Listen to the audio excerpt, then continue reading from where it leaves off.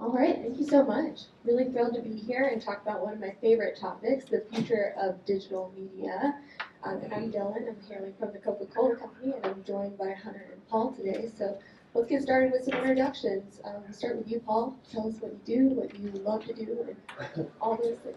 What I do and what I love to do is, and that's two different things. Hey everybody, good morning. My name is Paul Chenier. I run global sales at Playwire. What Playwire does is we are a technology that enables 1,000 publishers to monetize their sites, their apps. So what we do on top of that is make it easy for agencies and brands to efficiently activate these audiences. Typically in gaming, we'll talk mostly about gaming today, but we're like the Shopify for internet advertising. Very cool. That's pretty cool. I'm Hunter Sparks. I'm the head of East Coast Sales here at Vevo. We are the world's leading global music television network. So what I love to do is work with my team every day. We have some of the best people in the world. I'm a little jealous, Jake. You've got 100,000 people that run to a fire. We've got like 330. Beyond that, though, I get to walk into a room every day and ask the question of who likes music. And everybody raises their hand. It makes it a fun conversation, and we get to talk about people like Taylor Swift and Beyonce and Luke Combs and all this fun stuff. So that's what I love to do about my job. I also love that part of my job, talking about music and gaming. They're huge consumer passion points. And we talked a lot already in the first two panels today about changes in consumer behavior post-COVID. So I'd love to start there. And what trends are really driving consumers these days? And what have you seen change in the last 5 years in your industry? Yeah, absolutely. So, first of all, who here plays a game of any kind? Mobile games, Wordle, of course. The thing that we saw during COVID was everyone went home and everyone was looking for something to do, and everyone was talking about the metaverse, and everyone thinks the metaverse is dead, but the metaverse is definitely not dead.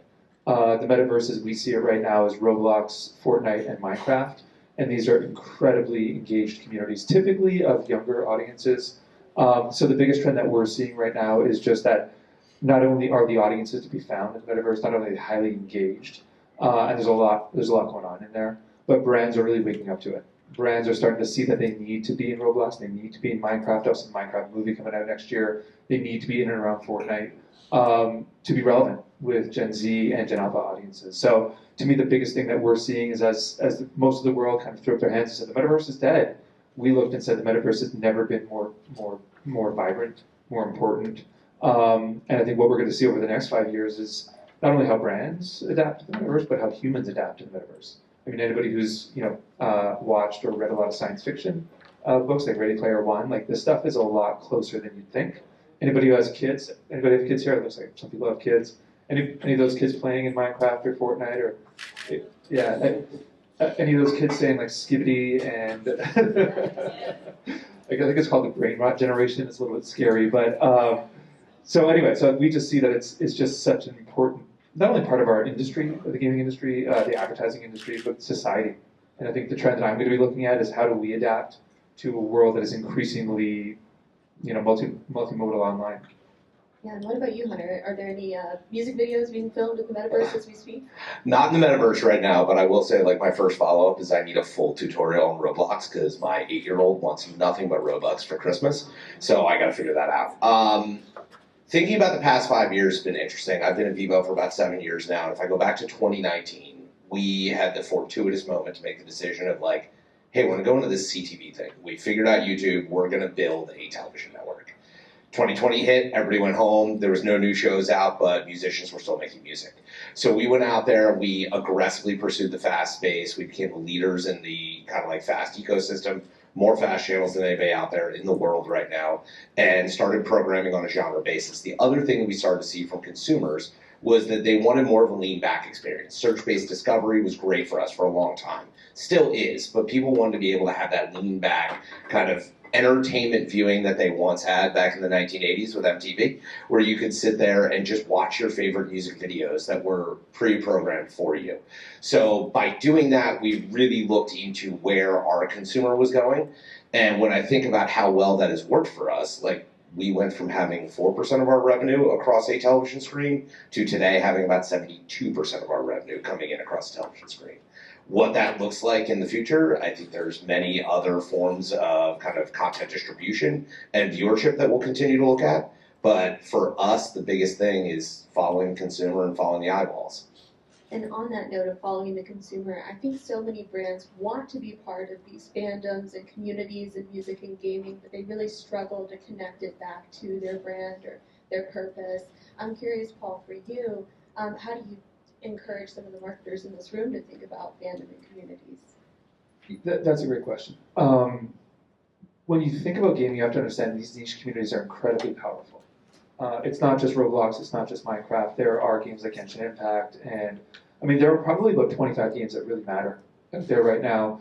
And you have to understand that people that play these games, like World of Warcraft's a good one, they don't just play the game, they identify with other people that play these games. They meet their mates within these universes, right? So when I think of these fandoms, they're just incredibly powerful. And to this date, brands have always dipped their toe in gaming. But what I'm seeing is people are waking up to it. They're waking up to these fandoms, right? How can you activate these fandoms to drive bottom line success for my brand? So when I think of these fandoms, I just say to the brands out here, understand the power of what's going on in the gaming ecosystem, understand what you can generate for your own bottom line, and dive in, right? Don't be afraid of it. Don't kind of sit back and say, hey, we'll see what happens here with gaming. Like, dive in. The time's now. Absolutely. And Hunter, in music, of course, there's huge fandoms. The Chappell Roan fandom, of course, this year it's taken off tremendously. Beyonce, all these artists, they have a huge cult following. How should marketers think about being part of that journey as well? Yeah, I mean, they have names. It's the Swifties, the Believers, the Beehive, like whatever it may be. These fandoms get cultivated and, monopolized by brands on a daily basis.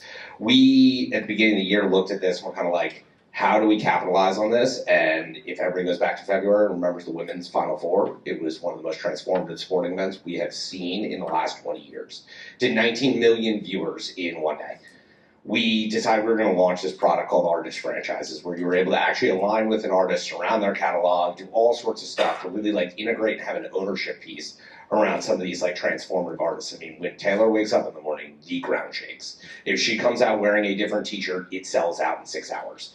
That's literally what we're talking about. So over that same time period, we launched Beyonce. She was dropping the Cowboy Carter album. She did the ad with Verizon, where she was going to break the internet, all this cool stuff.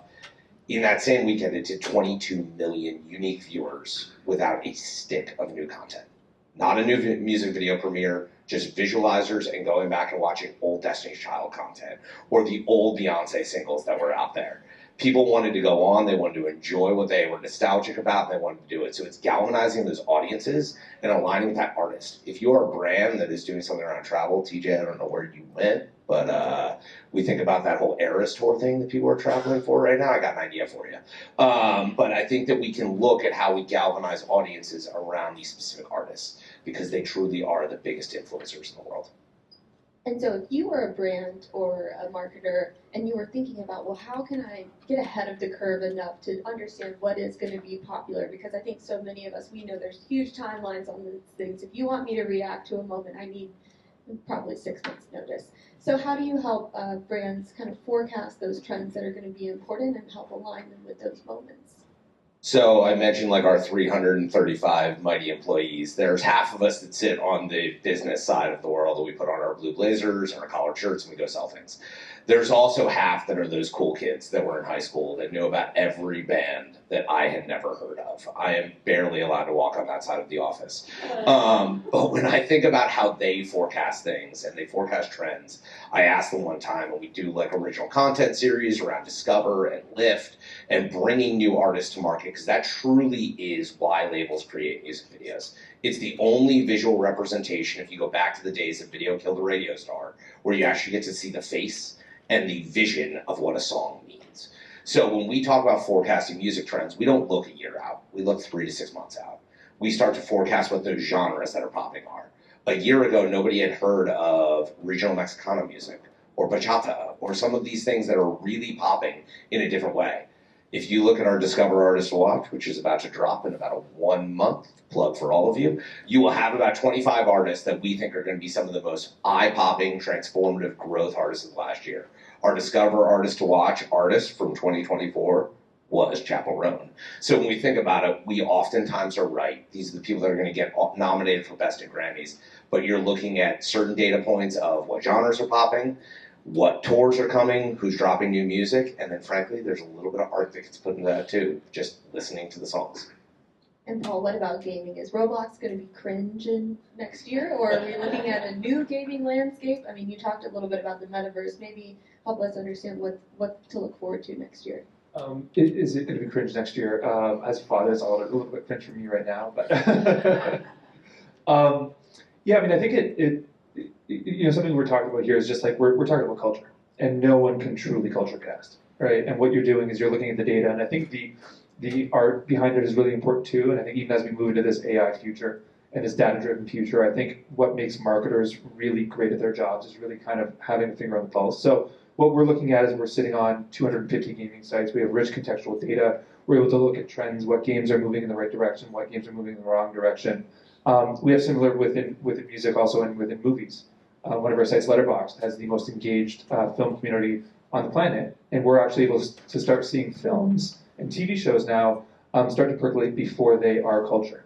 I think about streaming. Actually, streaming to me is culture. It's what people talk about in the morning, more so than gaming probably right now because gaming is somewhat niche, more so than music because music is highly personal. Streaming is culture, right? Everyone's talking about what is the hottest new show right now? I don't actually watch TV. I'm not a TV person. Yeah, but yeah, I mean, it starts with the data, and then to Hunter's point, like really just kind of leaning into your own gut, into what you're feeling. I mean, I honestly have a folks group of one, which is an 8-year-old boy, whose attention is split between 3 screens and his sister most days. So I just kind of lean into that. But yeah, start with the data. Yeah, and we'd be remiss on a panel about innovation to not dig in more onto AI. So I'm curious, Paul, how are you seeing AI applications in technology in your industry?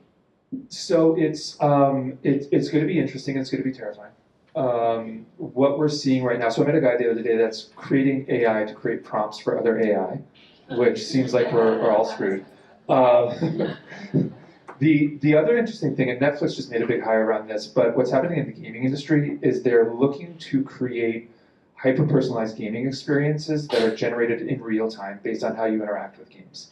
And so if you think about game development right now, it's very expensive, takes a very long time. You're trying to create something that accounts for tastes, right? You build into an open world as well. What the industry is looking now is how can we actually be building games in real time based on consumer demand, consumer sentiment, and the way they're looking at that is how people are interacting and engaging. So if you think about, I saw something incredible at a Brand Innovators event the day before yesterday. It was Starburst built this 350 variant creative version of their commercial.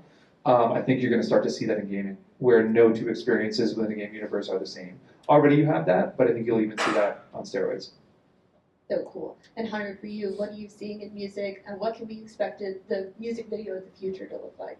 Yeah, I mean, AI is a really interesting topic for us because I think we come at it from the other side a lot of times. We had a few scares when it came to videos that had not actually been produced by some of our stars that were out there, and our label partners were very reactive to that, of course. One area that we are using it a lot is the personalization of the channels that you see.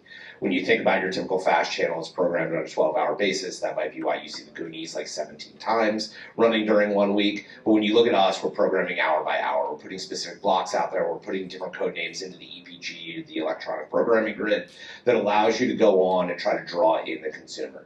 The other thing that we're doing is we're using it throughout a lot of our like algorithmic delivery when it comes to search-based discovery.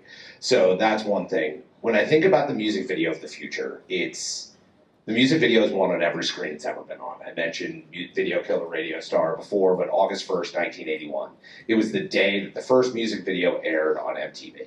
You can look at how MTV deprecated the music video, moved into more of a reality-based programming. As a kid of the Jersey Shore, I was a big fan of that. But when we think about where YouTube went, you still need to have it. We've now moved into CTV. When I think about the future, to me, it's all about vertical video and the blending of social video into what we are doing. Jake mentioned before, but people watch their main screen, they have another screen in their hand, and I watch my wife on TikTok all day long where she's sending me random stuff. Artists are developing music differently. They are developing music videos differently. Go no further than Meghan Trainor. You can think about Meghan Trainor, who is not a top 10 artist by any metric, Look at what she does on TikTok and Instagram today. Look at how you're finding new artists, whether it be SoundCloud, YouTube, TikTok. This is how we cultivate new kind of artistry and new celebrity out there, and the people that are going to shaping the culture of tomorrow. To me, it seems that some artists are even designing their songs and their experiences completely around that 9x16 TikTok. The hook. The hook. And so I'm curious to see where that takes us, from listening to an entire song, or maybe 20 years ago listening to an entire album, to now listening to 15 seconds of a song and getting hooked. It's funny for me, our office is in the middle of Times Square in New York, so I see Drunk Elmo every morning when I commute in. But if you go one floor up, is actually the TikTok office, and that is like totally unplanned.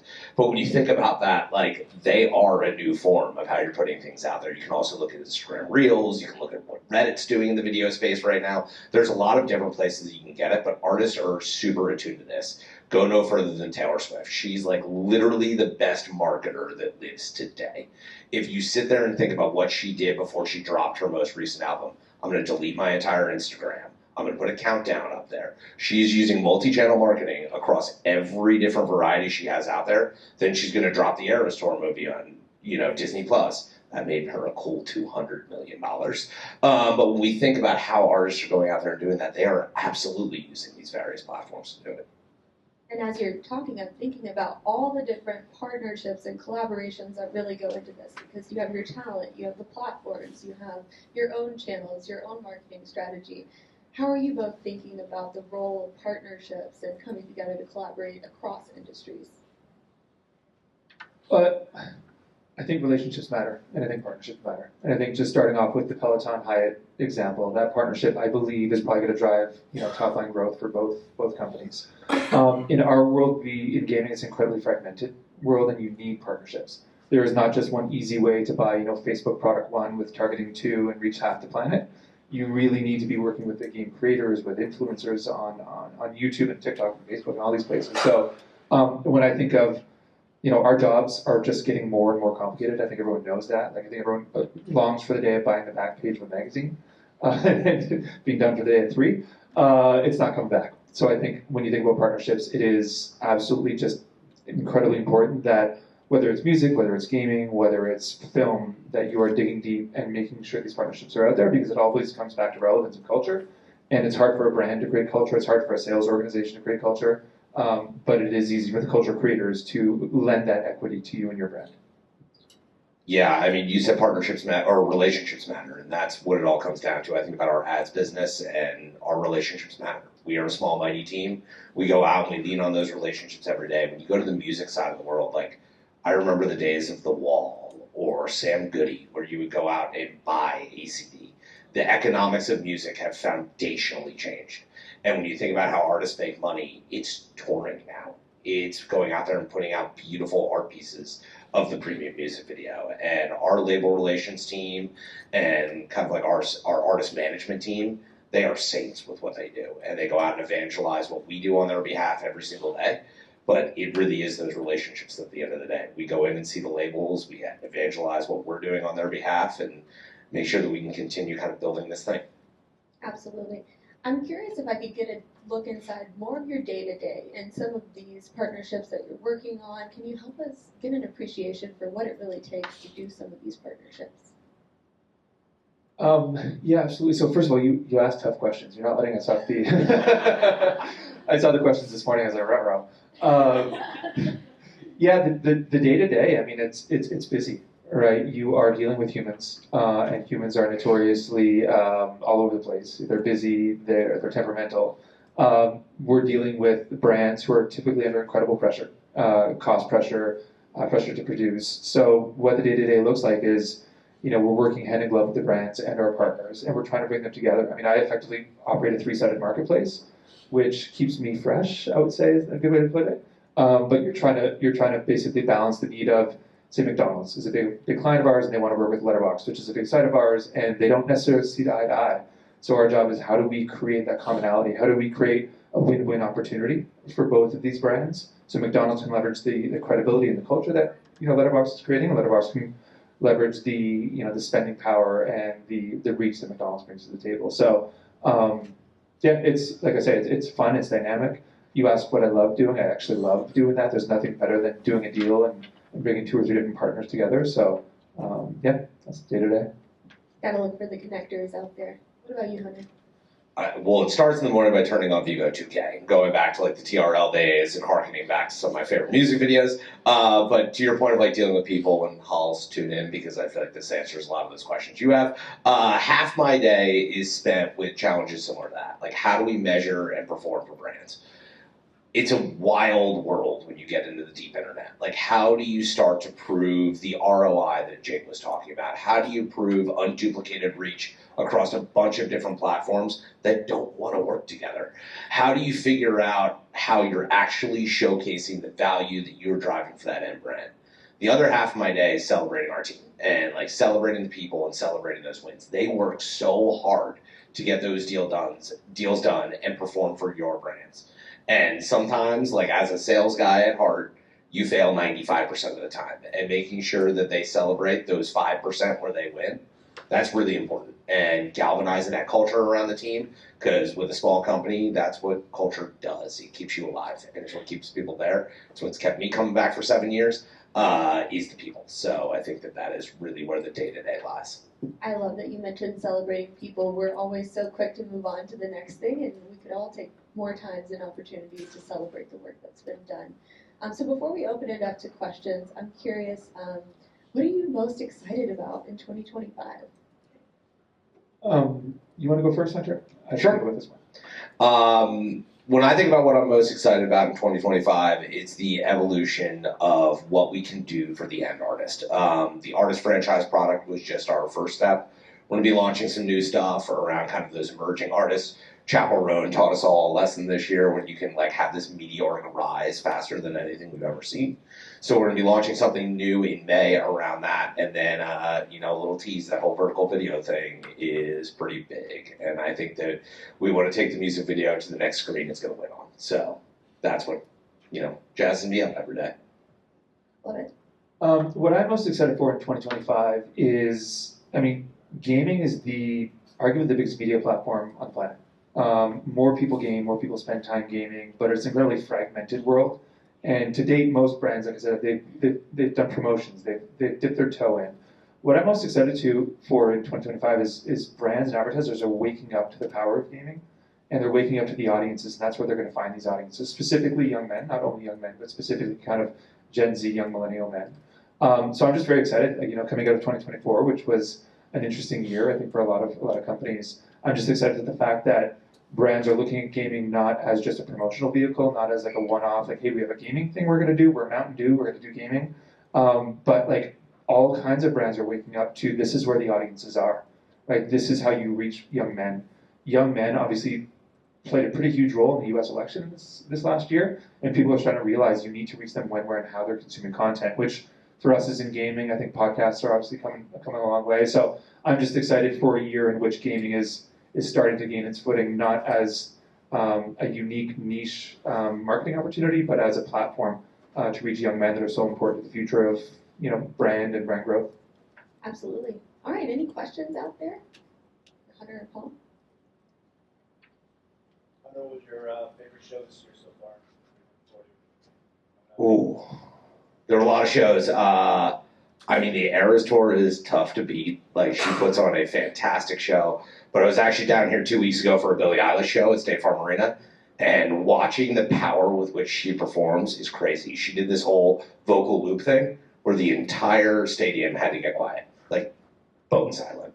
And you were sitting there and she just looped her voice over and over again on a loop pedal, and that became the background to the actual song she was singing. So the talent with which that happens, and also like she has 2 friends out there singing with her the entire time that just like won the middle school friend lottery. They're just like up there performing. It was like, that's pretty cool.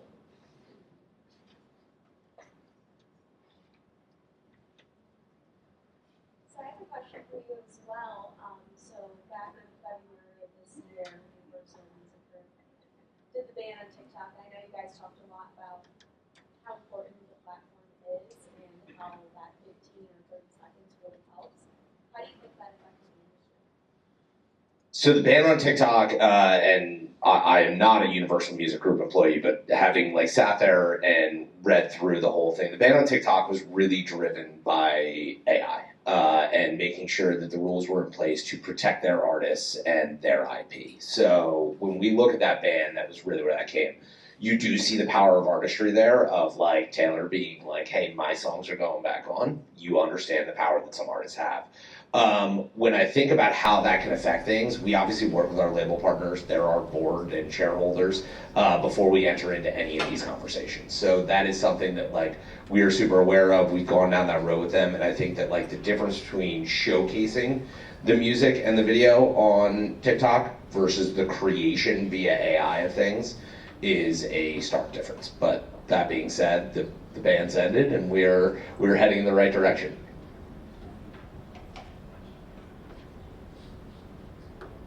All right, well, thank you both so much. I did hit you with a lot of hard questions, but you managed them all very, very well, so thanks for joining me both. Thank you. That's so much.